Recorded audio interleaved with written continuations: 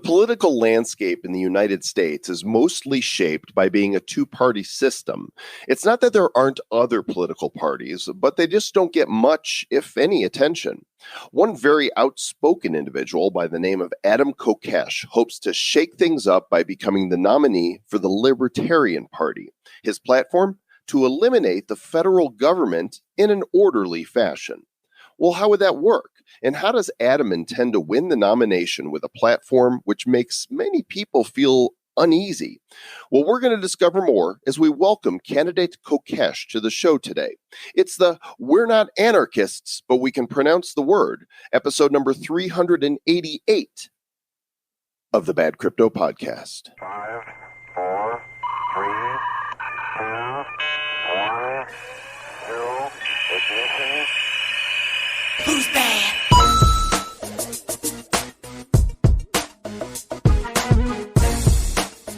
And whether you're in these United States of America or anywhere else in the world, you are a citizen of the Republic of Bad Cryptopia, and we welcome you. Yes. Welcome to the wild, wild world that we live in. Hey, folks, really appreciate you tuning in. We know there's a lot of craziness going on in the world, so thank you for spending some of your time. Your 24 hours stuck at home. Might as well spend a little of it listening to Bad Crypto, I suppose. And if you've noticed over the last month or so, we've been bringing you guys some really, really interesting content. We had Dr. Ron Paul on, which most people really loved, and which was really cool. We were so stoked to get him on the show, which was awesome. We also interviewed Ben Swan, which is a very interesting guy. He's trying to solve the problem with fake news. Now, some folks might say he is fake news because they didn't believe some of his reporting and stuff, and so we understand that. There were some people who didn't necessarily like him, but the fact is he's one guy. That's true. One guy. Well, he was trying to cancel culture us, so I was like, that was one jerky dude. But anyways, no, it's like we don't necessarily agree with everyone that comes onto our show, but we like to give people a platform to talk about stuff, to ask them questions, right? To create a dialogue. Because how do you get better as a society or as a civilization if you don't have healthy dialogue? Now, today, we've got a guy who has been moving the needle and pushing the needle for a very long time. Very interesting guy, Adam Kokesh. And is he moving the needle by pushing the needle? Well, he used to have a show called Adam versus the Man, and so he's been doing all kinds of this sort of interesting things. We needled him a little bit during the interview. We did. Interesting guy. Yeah, before we get to the interview, let's give a shout out and some love to our sponsors at MobiPay. Money has been around for a long time, gangs, from cowrie shells to gold coins and other types of coinage. Chickens and goats. Goats? Cows. Gold. Goats. They're from Canada. Yeah. I trade you one of my moose. Yeah. For what? What do you get for a moose? You get a toque.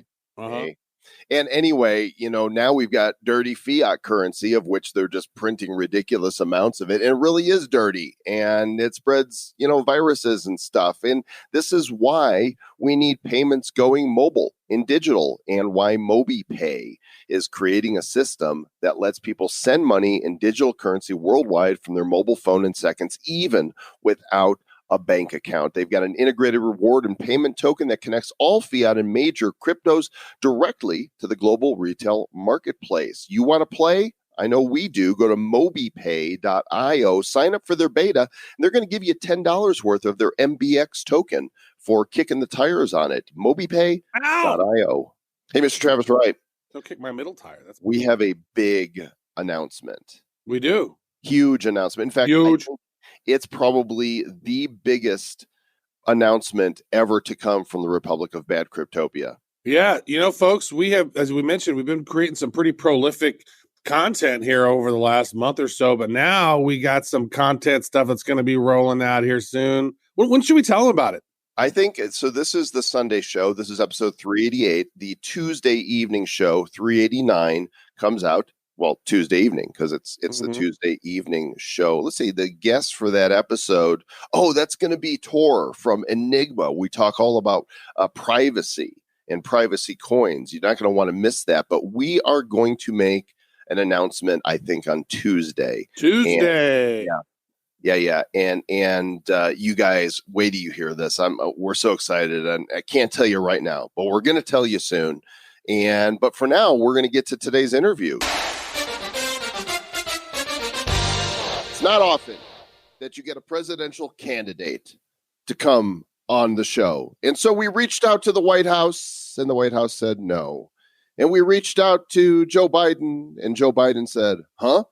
And we reached out to Andrew Yang, and Andrew Yang, for whatever reason, didn't want to come on the show. And so we're like, all right, who's going to come on the damn show to talk about the election? And we located Mr. Adam Kokesh. He's an American libertarian political activist, radio host, author, and a U.S. 2020 Libertarian presidential candidate running on the single issue platform of, quote, an orderly dissolution of the federal government. He's got a storied background and much to say. Adam Kokesh, welcome to Bad Crypto. Hey, thank you so much for having me on. Although, as great as that introduction was, if I may go through, I have a number of corrections. First of all, Joe Biden didn't say that. He just said, "This hair smells really nice."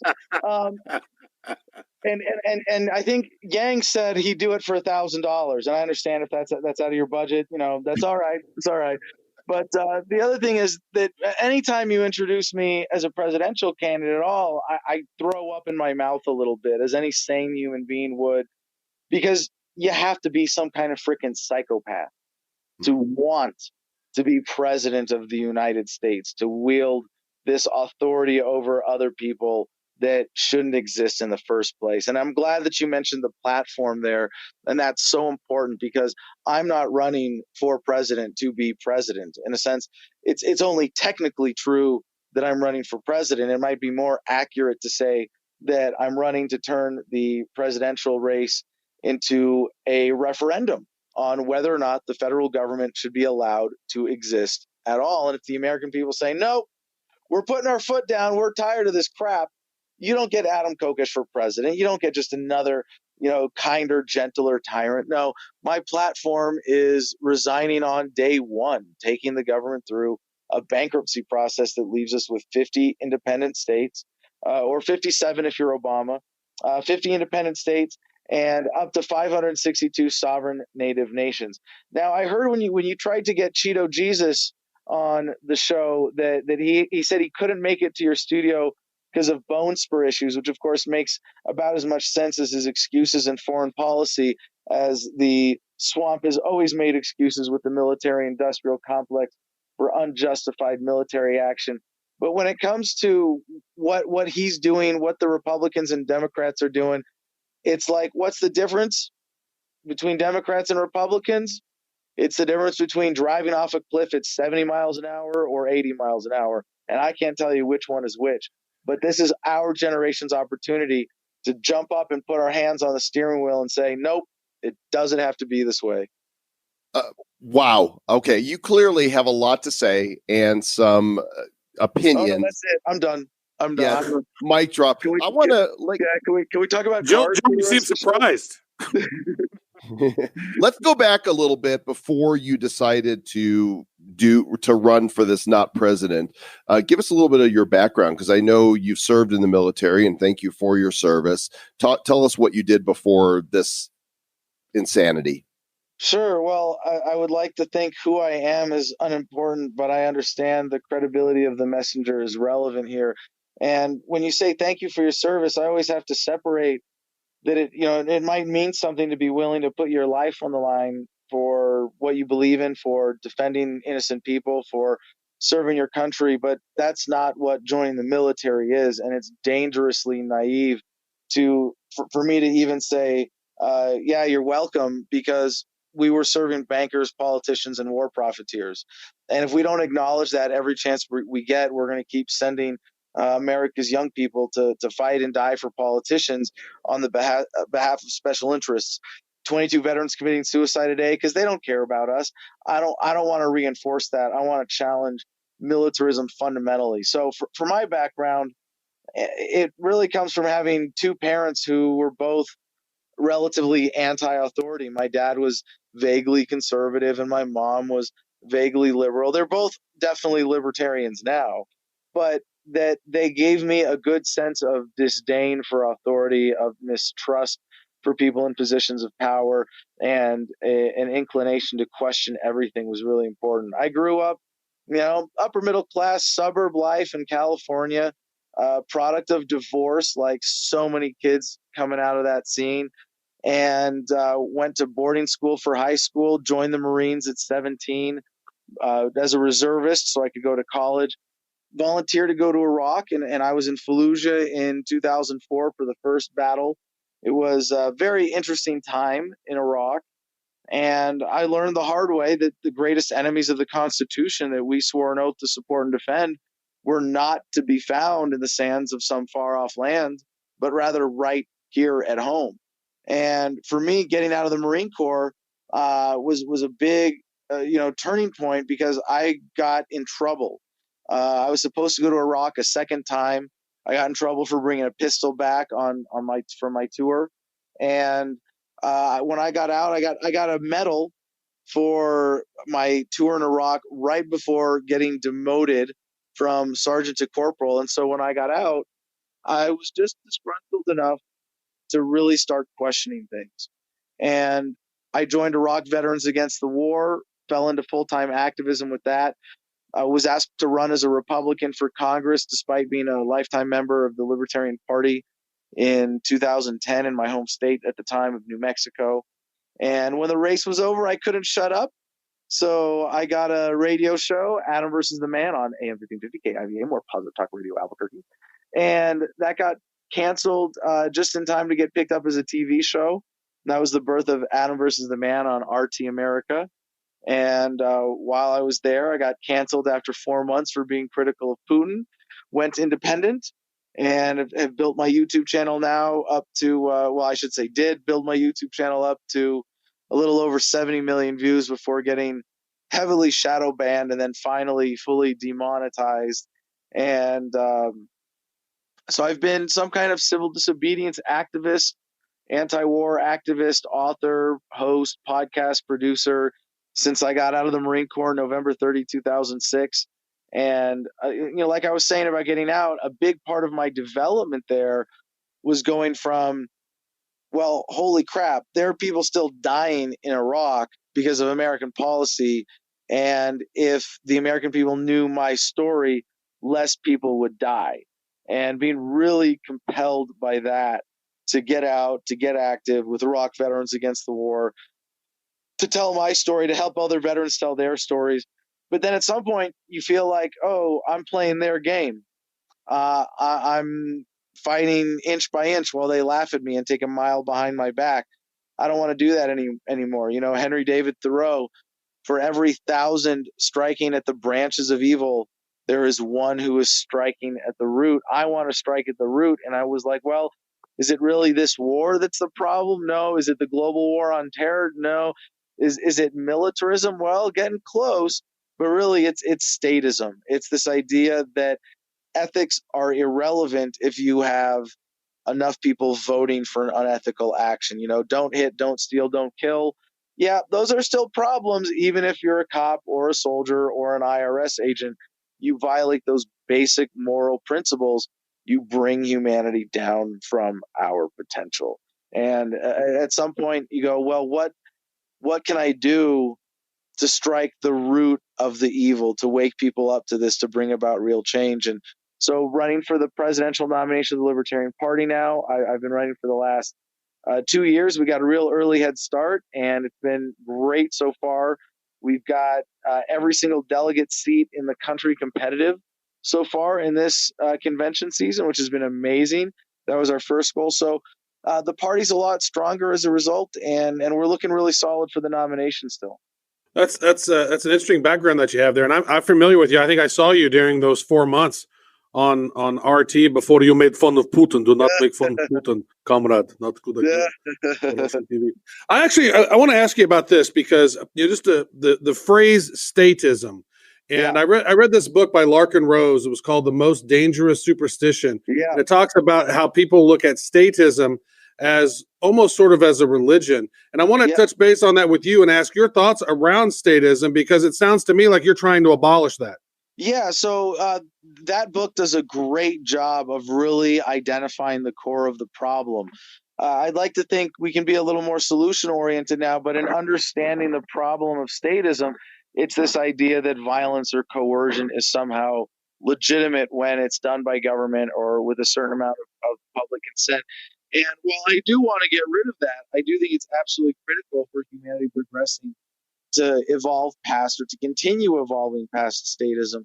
What I see as the unifying policy proposals, or proposal singular, if you want to look at it that way, that can unite people, that can actually move us in that direction in a practical way, is localization.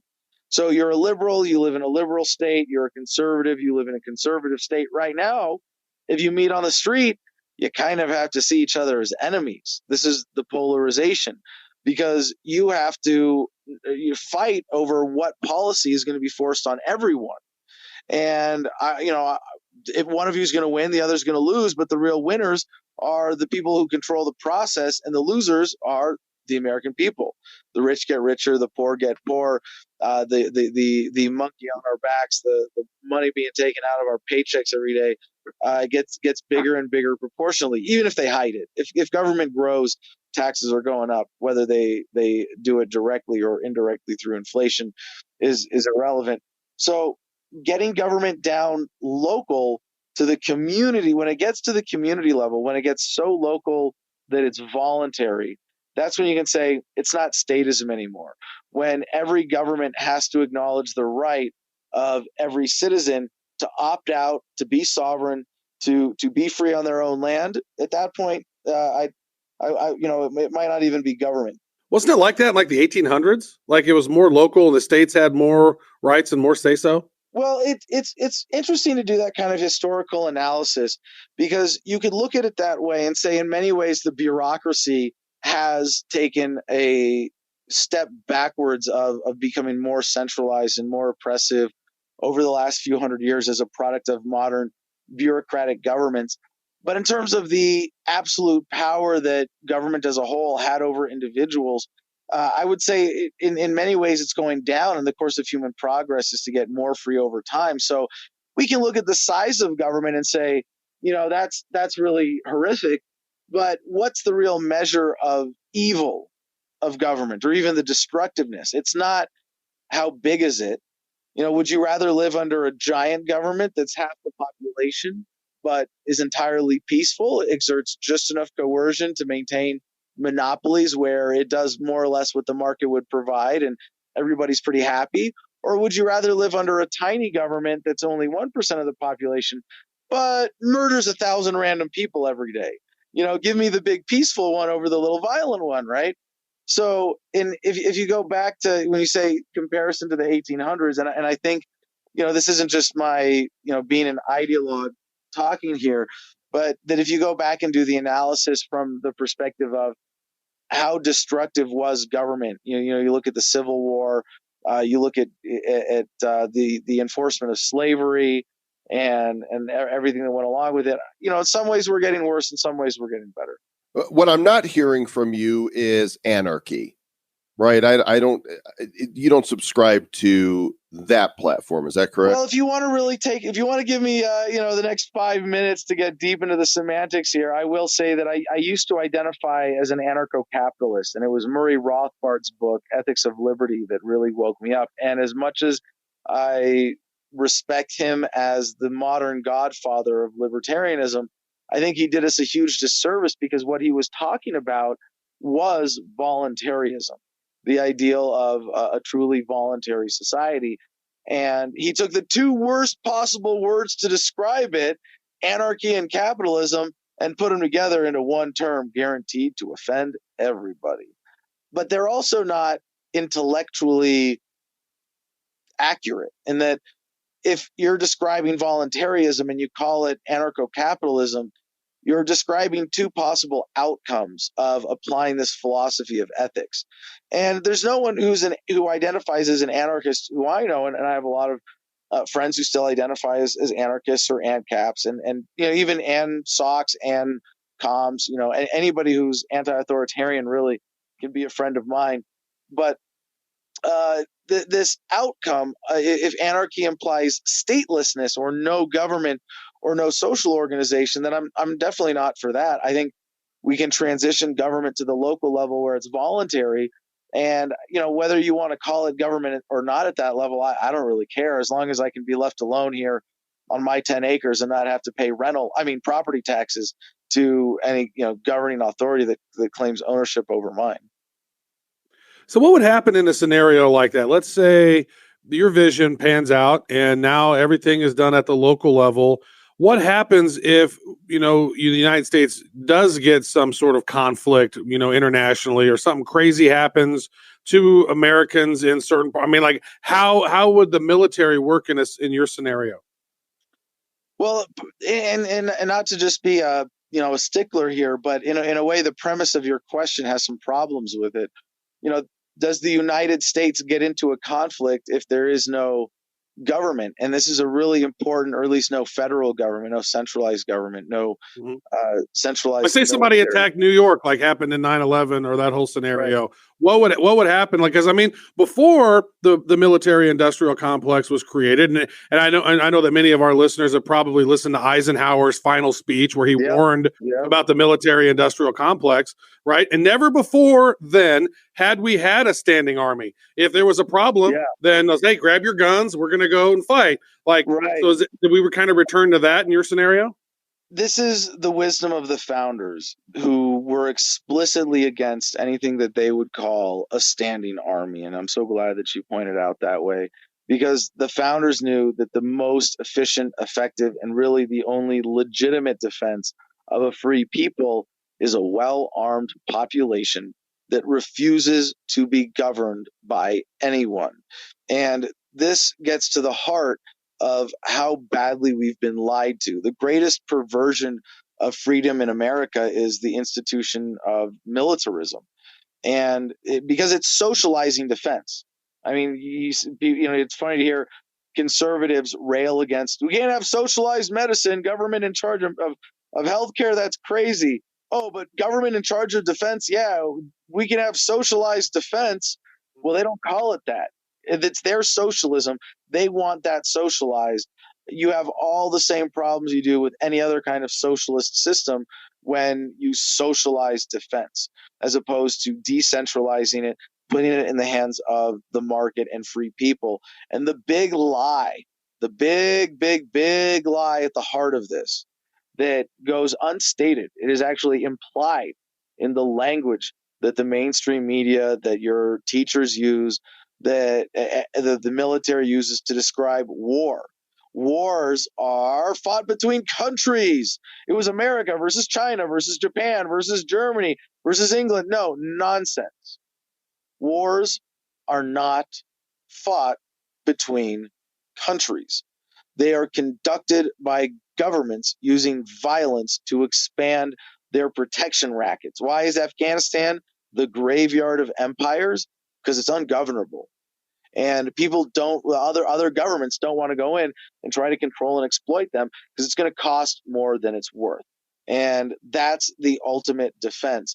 And this gets to the heart of so much else that is deliberately misrepresented in the very language of government. But the thing, and again, not to be, I know that the greatest form of birth control is correcting other people's grammar. So I try to refrain as much as I practically can.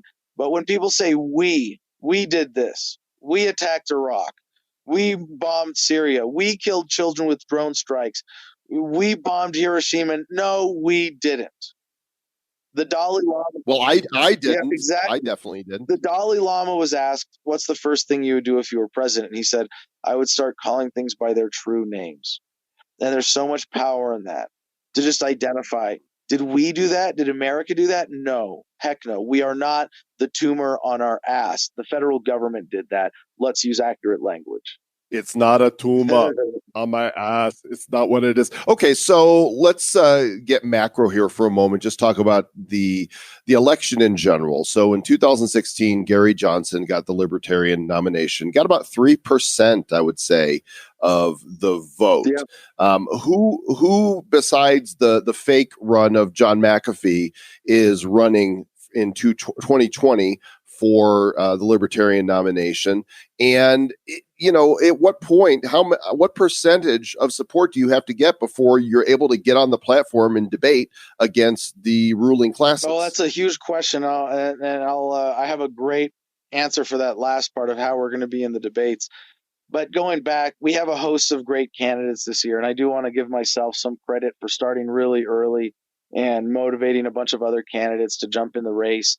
We are really running as a team, supporting each other, because we want the party and the message and the movement to be as strong as possible. So from the Arizona State Convention last weekend, going from left to right on stage, not counting myself, we had Mark Whitney, Joe Jorgensen, Ken Armstrong, Dan Berman, Vermin Supreme, Lincoln Chafee, and Jacob Hornberger.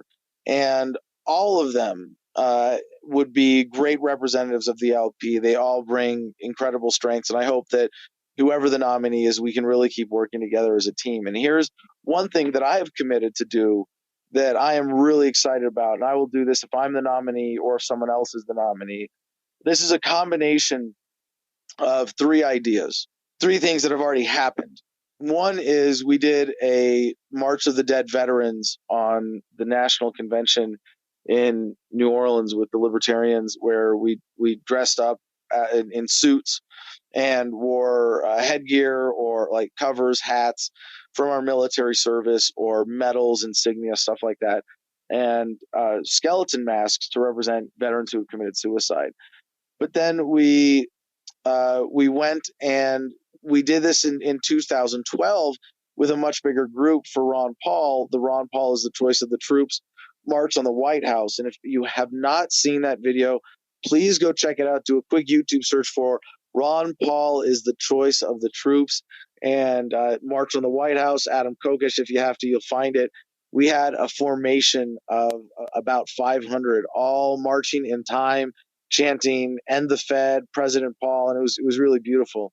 So the third element here, if you recall, in 2008, when Ralph Nader was running as an independent, he was shut out of the debates and decided to go get arrested walking up to the security checkpoint at the debates. And we are going to do that, but with a formation of 1,000 veterans demanding that the Commission on Presidential Debates allow the American people to hear from the Libertarian candidate as well. And I, for one, like Ralph Nader, would certainly be willing to get arrested and deal with a petty trespassing misdemeanor or whatever it is. We'll set it up, and if we want to negotiate a peaceful confrontation, then we will allow ourselves to be arrested without violent conflict. We may end up blocking a lot of space. We might end up blocking the entrance, blocking some roads if they don't let us in, if they don't let the Libertarian candidate in, if it's myself or someone else. I'm still looking forward to doing this. And I guarantee that if we get 1,000 veterans marching on the debates, willing to get arrested, willing to commit trespassing and face down the establishment here, that's going to be the story more than the debate itself. So they can keep us out of the debates, but they can't keep us out of the debate, of the real conversation with the American people. And if I'm the nominee, the Libertarian Party will be leading the way forward in American politics, and the American people will know that they have a real choice, that they could vote nobody for president in 2020. Interesting. Now, I would say this: for me personally, if I think of the term civil disobedience, like you're one of a handful of people whose name would pop up first, right? Thank you. I've seen a lot of things that you've done. Now, being arrested, this would not be the first time that you've been arrested for your cause. I think the very first time I saw you in your content was at the Jefferson Memorial, and apparently you were dancing at the Jefferson Memorial and then got arrested.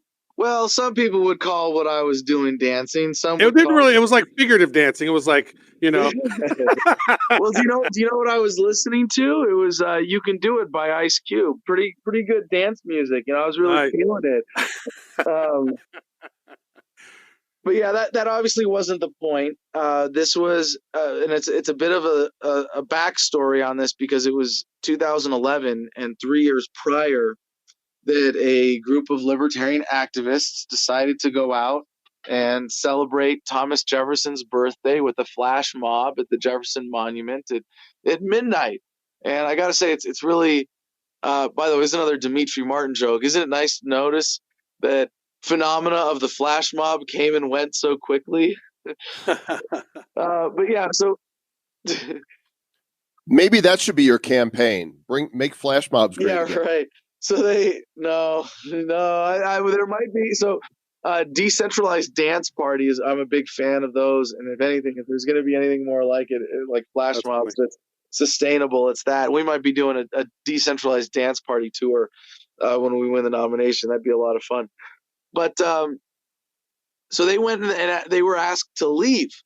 And as they were leaving, the last woman in the group was like dancing out, like walking and dancing at the same time. And the Park Police cop grabbed her and said, "You're under arrest for dancing in a restricted area." And what is this, Footloose? You're like, where's John Lithgow? What is this? Yeah. Where's Kevin Bacon? Yeah, not being disruptive even, like not even close. Just dancing silently with headphones, leaving when asked to leave, no less.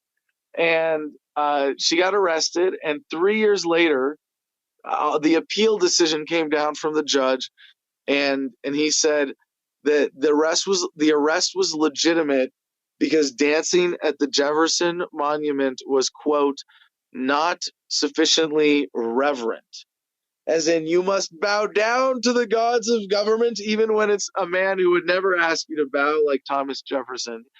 It is truly absurd and just insane that of all places they would make it illegal to dance the Jefferson Monument.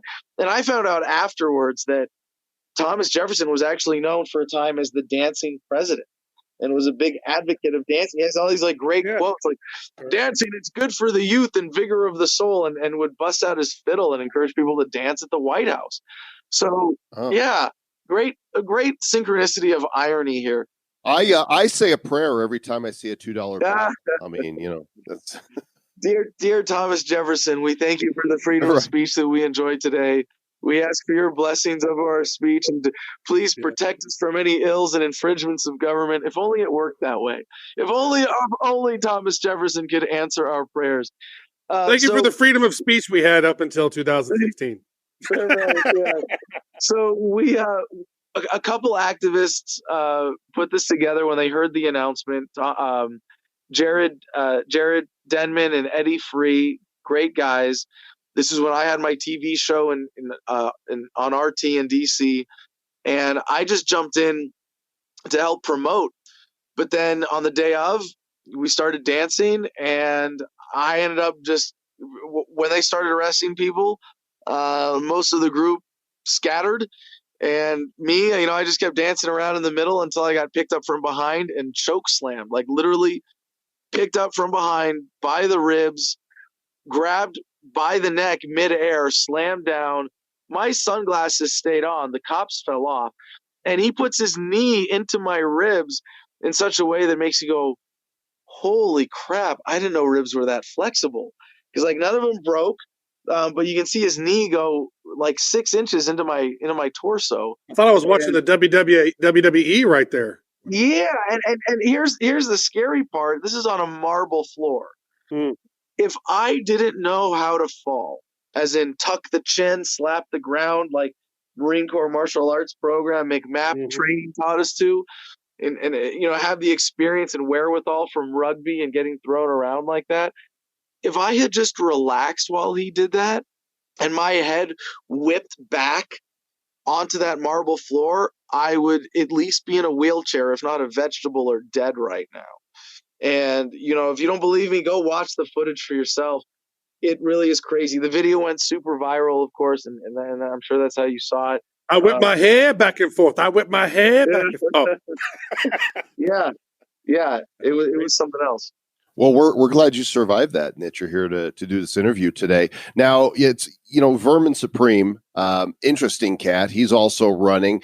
Now, his platform actually is broader than yours. Yours is, you have a single issue. He's going to require people to brush their teeth, and right? free If ponies. he's Now, hold on. I am all for free ponies, but if we're going to get free ponies in a sustainable way, it's going to have to happen at the local level.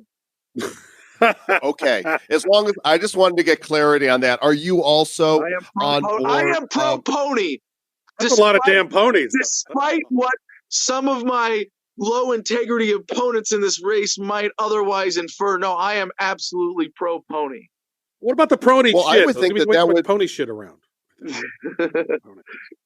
I would think that would cost more than $1,000 a person. Then, I mean, if Yang's giving out $1,000, you want to give out free ponies. I mean, what's the difference? Well, hey, when you bring it to that point, there's something about my campaign that, honestly, in some ways, I haven't figured out how to talk about enough or directly enough. But one of the greatest appeals here is addressing a problem that a lot of libertarian candidates ignore or sort of, pushed out of really giving a lot of attention to. And of course, we're against redistribution of wealth, but that doesn't mean we're against returning money that's been stolen or goods and services or property that's been stolen from us. And a lot has been stolen from the American people over the years. By dissolving the federal government in a bankruptcy process, we get to take it back. We are going to be issuing 1,000 Americoins, a digital security token, to every single American by social security number. And it'll be the only currency that we accept for the assets of the federal government that we are liquidating, including 50% of the land in the western states that the federal government claims to own, which is obviously an illegitimate property claim.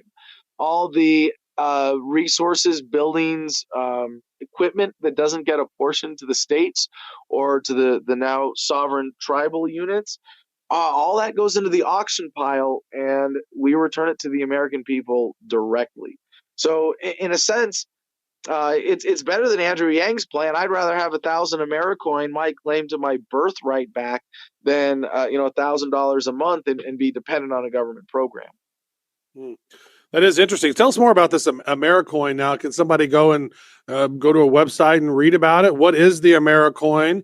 And maybe, we just had G. Edward Griffin on the show, so I think our audience now is aware of how the Federal Reserve was created and central banking and all of that, and why that's not necessarily an optimal solution. Maybe talk about the Fed and maybe explain in depth what the Americoin is, and does it already exist? Yeah, no, G. Ed is a great old friend of mine. I met him back at Jekyll Island, actually. The author. Is that his rap name? G. Ed. It should be. No, but he wrote the Creature from Jekyll Island, explaining the history and the real corruption behind the Federal Reserve System.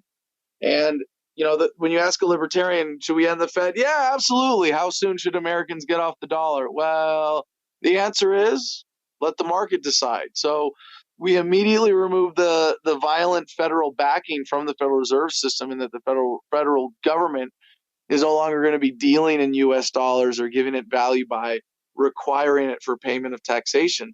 And it may be continued to be used at the state level.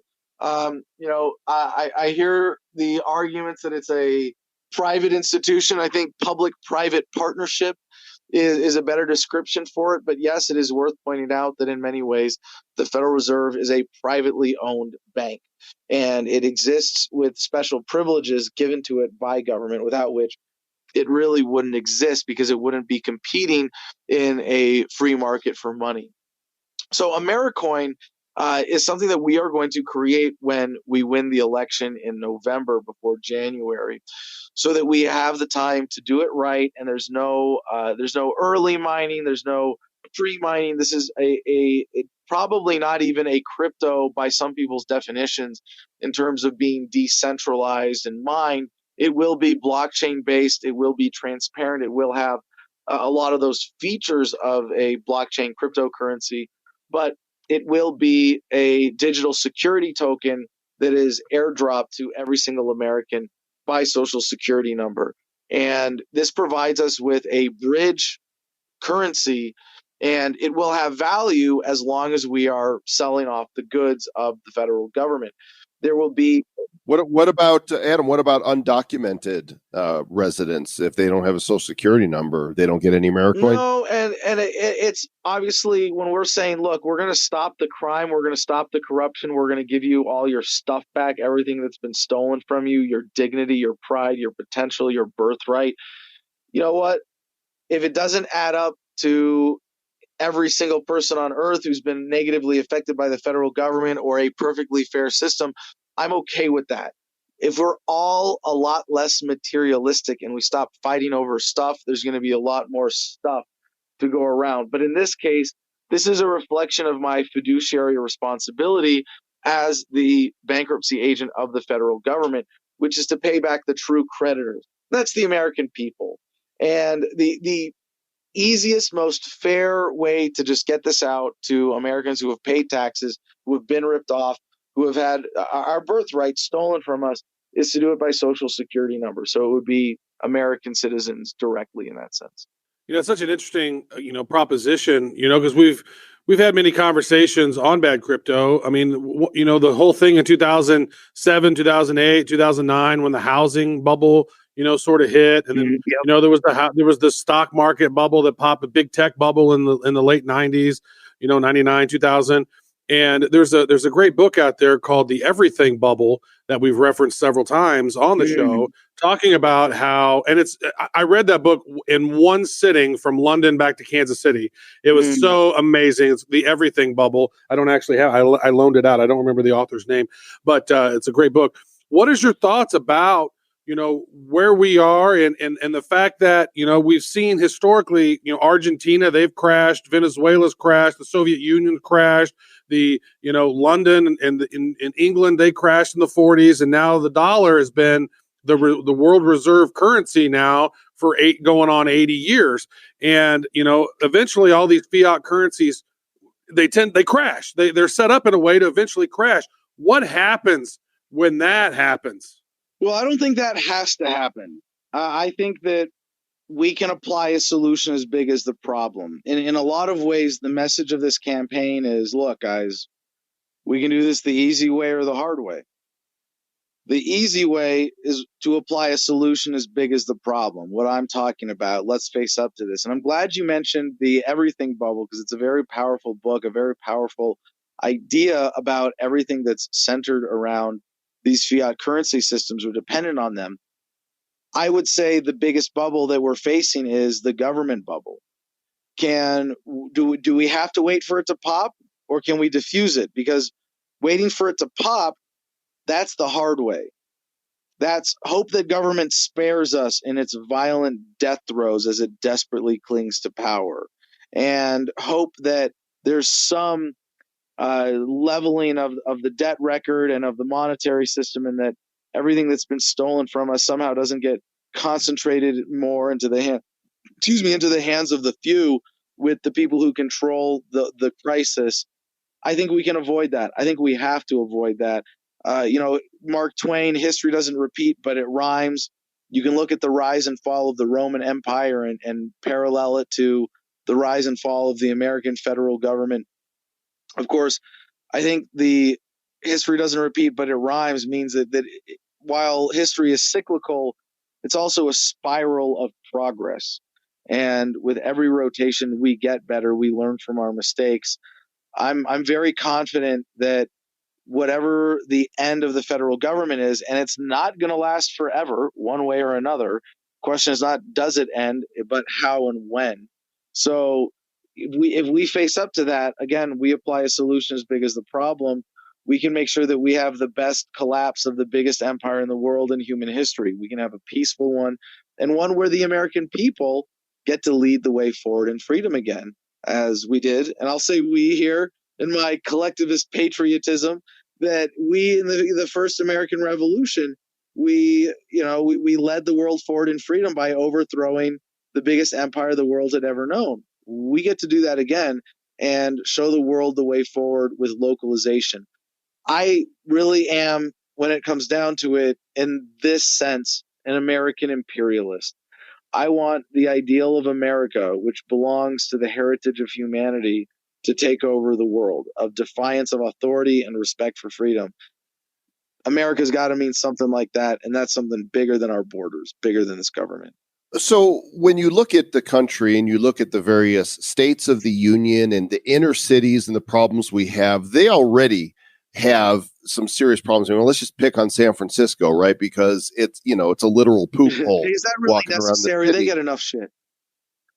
Well, how do, if the local governments already aren't fixing the problems, is it because they're represented by people that go off to Washington and are more concerned about their careers, in DC than they are about their districts? How do we fix local? It's because they're subsidiaries of the corrupt central government. If they didn't have the taxation and monetary and financial and corporatist system that the federal government imposes on states and local governments, you wouldn't have the kind of corruption that we have today, and governments would be much more customized in line with the will of the people in those communities.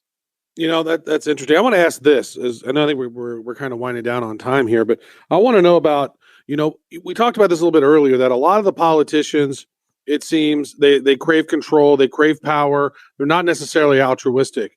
At least now, as you call this the corrupt centralized government, what is it going to take to get good politicians in there? People who are compassionate, people who actually care about the people who aren't out there trying to line their pockets with dollars from lobbyists and going to Congress as a senator and being there 40 years and coming out being worth $500 million. And it's just unbelievable how politics enriches people. How do we convince good people to be politicians when we see how badly they're treated? If you have a good politician, they're just lambasted on MSN. But if they're, one of the puppets, ones that have puppet strings above them, then, they don't seem to be they don't seem to be treated as badly, and the cycle continues. So how do we get good politicians in? Wait, you want good politicians? I think I have a box of those here in storage next to my bag of unicorn farts. Okay.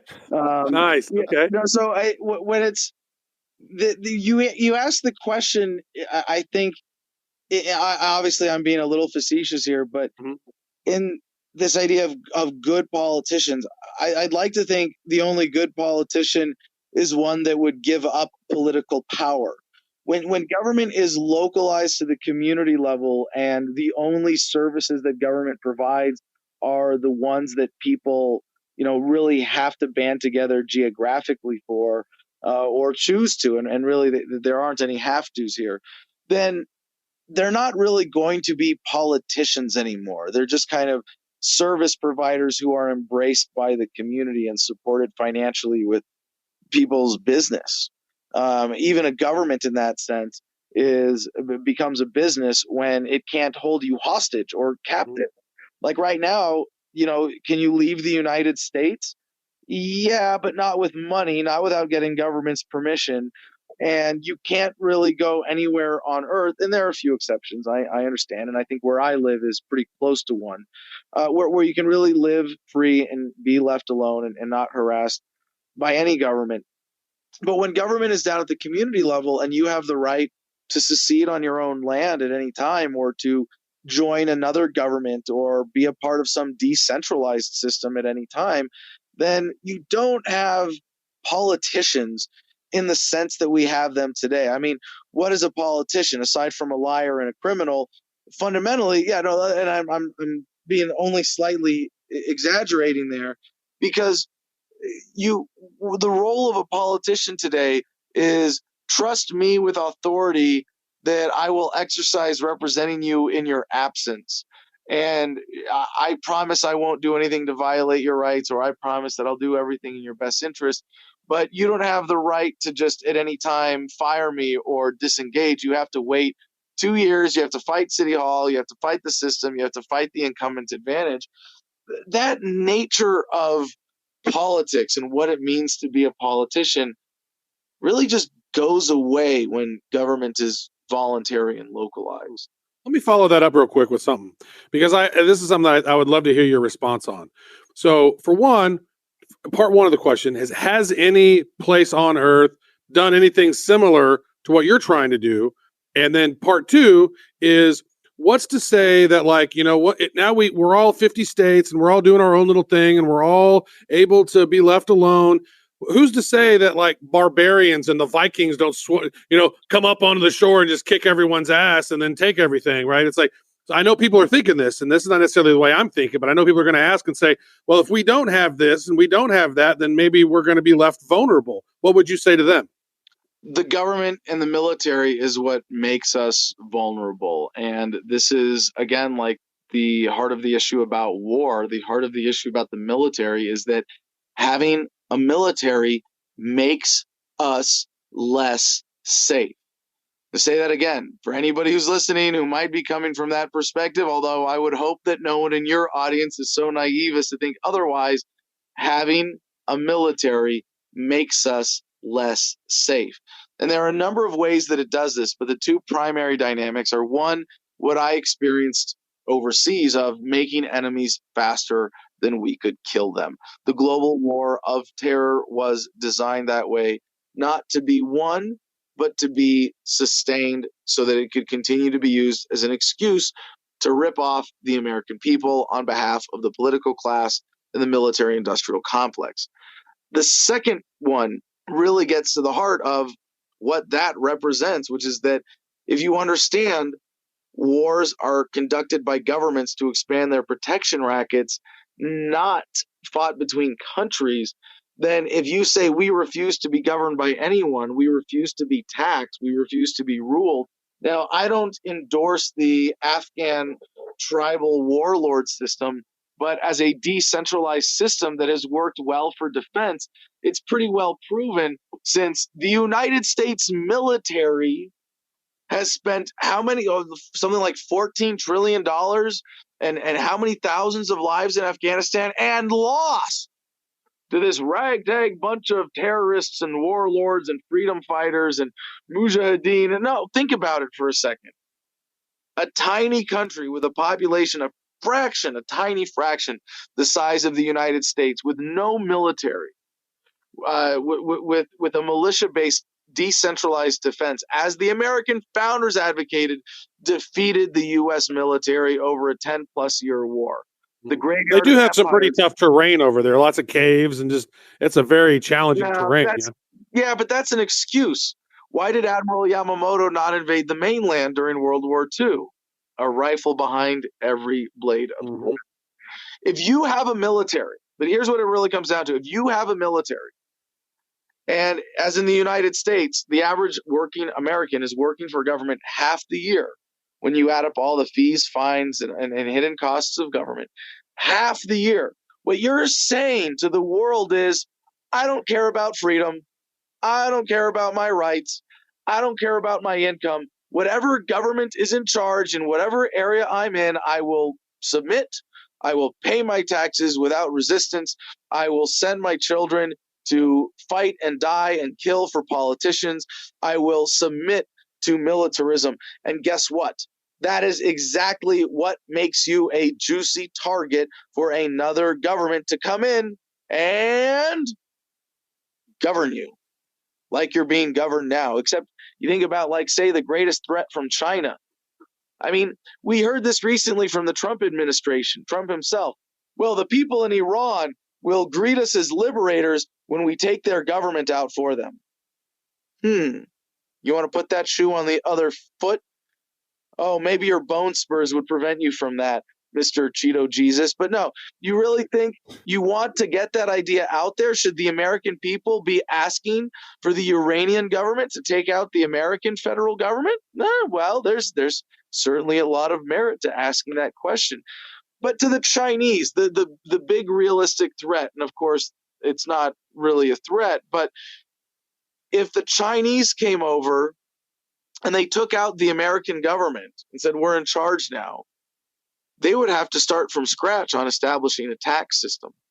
And it would take them years, if not decades, to get to the point that we're at today, working for government half the year. So having a military in every way makes us less safe. I wonder, If you could tell us how you really feel, though. That's what I'm going for here. I got a deeper layer here, brother. All right, I got you, because militarism is a cancer on the warrior class. There is something noble, if naive, in joining the U.S. military if you are doing it for the right reasons. But this gets to the heart of what's the difference between a warrior and a soldier. Because a soldier is someone who puts on a uniform and follows orders and takes a paycheck to do awful, unethical, immoral things without question and kill for politicians if asked to do so. A warrior is someone who's willing to put their life on the line for justice, to protect the innocent, to stand up for those who cannot stand up for themselves. That's what it means to be a warrior. And to join the military, as our founders opposed any kind of standing army, as they advocated for a decentralized militia-based defense, to join the military in America today is to make yourself an enemy of freedom, an enemy of the people, an enemy of Americanism, a servant of politicians, bankers, and war profiteers. That's what it means to join the military today. The sooner we wake up and realize that, the sooner we'll be able to move beyond this cancer of militarism. Wow. Okay, now I know how you really feel. That's you got to put it out there, man. And I just want to know, last question, if you did make the debates and were on stage with the president, would you call him Cheeto Jesus to his face? I don't know. I might be more inclined to call him an asshole because he just shits on everything. Everything around him gets shitty. Attitudes get shitty. The economy gets shitty. The size of government gets shitty. I don't know. I'd have to decide whether Cheeto Jesus or just straight up asshole would be more appropriate based on the venue. I don't like to curse. I don't need to go to ad hominems. It's funny. I like to make jokes and be able to make light of serious topics. But Cadet Bone Spurs enjoys a little back and forth. He enjoys the Julius Caesar comments, I'm sure, as much as he enjoys getting under people's skin. There might be some fun with that. But I'll tell you, more importantly, I am 100% committed to this line in the sand. I am 100% committed to this platform and this message of ethics and justice. I am not at all committed to the verbiage, my messaging. If we win the nomination and we can afford focus groups at that point, and someone says, Adam, you got to use this word, not that word, that's going to resonate more, meeting the American people where they're at. Okay, cool.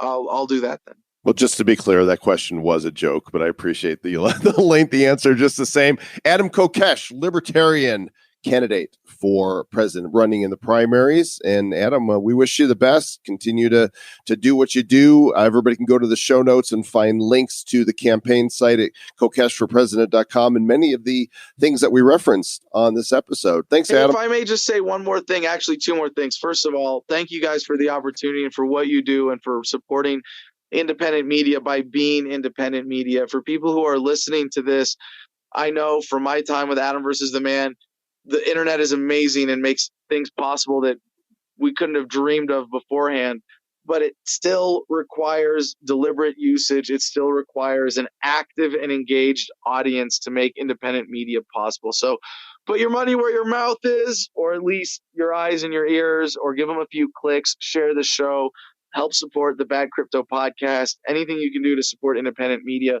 whatever you're listening to, please do it. Okay, so that's the first thing. Second thing, if you want to support this campaign, yeah, we need money to get around the country. If you want to donate, kokeshforpresident.com. Super appreciate it. My main website where you can find my YouTube channel, my book for free, everything else. I know these guys will get it in the notes. TheFreedomLine.com. All three words, TheFreedomLine.com. But the most important thing you can do to support the campaign is to be a delegate, to get one of those 1,000 slots at the National Convention in Austin, Texas in May of this year. It's embarrassingly easy. If you don't know how to get plugged in with your state Libertarian Party to be a delegate representing your state at National, please send me an email, Adam, A-D-A-M, at TheFreedomLine.com. We will get you plugged in. Thanks, everybody. Peace and love, y'all. That was three things, Adam, but okay, we'll let it go. Who's counting things? You know, Travis, if only Joe Exotic could run for president again.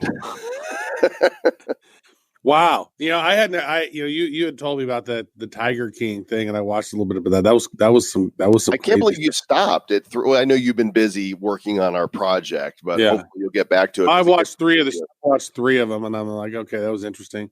It gets crazier. It gets crazier. All right, I guess I'll finish it up. It's the number one show on Netflix right now. It's called Tiger King. And you and we actually talked about Joe Exotic when he was running for president during that whole campaign season. Do you remember that? Was it 2016 he was running? Yeah, it was the 2016 one. So it was pre-bad crypto then that we were having. Before we were talking crypto, you and one of us found a story about this guy running for president, and we linked it to the other. So when Tiger, I thought it was the guy who was like, the rent's too damn high. That guy. Remember that guy? That's a different guy. A different guy. There's all kinds of interesting people. So, Adam is out there doing his thing, and you guys can learn more about him. Of course, links to Adam, his kokeshforpresident.com, his Wikipedia, and articles mentioned in this particular interview or on the show notes at the Bad Crypto Podcast site. If you'll just go to the short link, it'll take you right there, badco.in/388. We'll get you right there. Yep. Great stuff. Mr. Travis Wright, I got my second airport plot in Upland. You did? Did you get one? No, I only have one. Okay. You beat me the first day, remember? You missed it the first time, but you got one the second time. I got one too. And now their third set of airport parcels are out. And I've been playing the treasure hunts. Have you caught a pinata yet? Nope.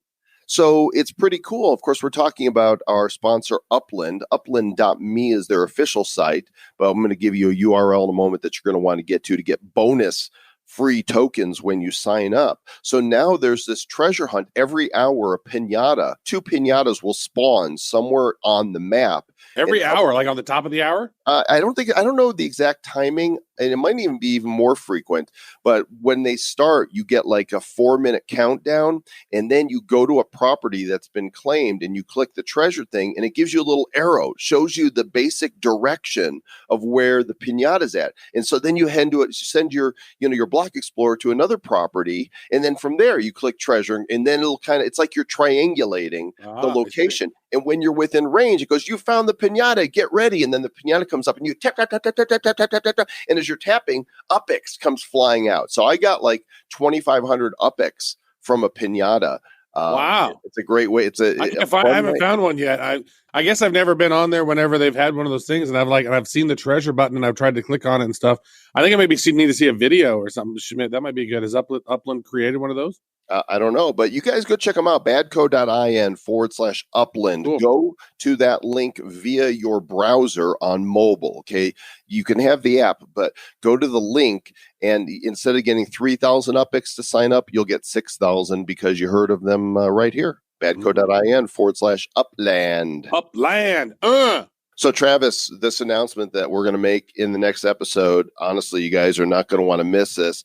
I just want to say that it has been the result very similar to the creation of this show, right? We, on July 16th, 2017, we said, let's do this. And 2 days later, we had the podcast up and running. First episode out, website up and running, and there it was done. Well, this idea we came up with, within 48 hours, the core of the project, the foundation was there. And now, we're just prepping it. I would almost say it's even more. This one is even more impressive than the launch of Bad Crypto. It would seem to me, just the scale of what we're doing on this thing. I think you're impressive. Thanks, Bros. Thanks. Yeah. Thanks everybody for listening. I called you Bros. I don't know what that word is. That's like bro and boss. Yeah, it's like both together, Bros. Or if my name was Ross. Mm-hmm. Hey, what's up, Bros? Bro Ross. Bros. What's happening, Bros? All right. Well, it's all downhill from here. So probably a good time to end the show. Thanks for listening. Make sure to share, subscribe, review, all those things that you said you were going to do that you might not have yet. To those of you who have, thank you. To the rest of you, why? Well, they're trying to stay bad. No. But you actually stay bad by actually giving us reviews and being nice. Yeah. Not doing bad things. Do good things by staying bad. Yeah, because if you don't do it, then you're staying good, and that's not bad. That's good. Yeah. So stay bad.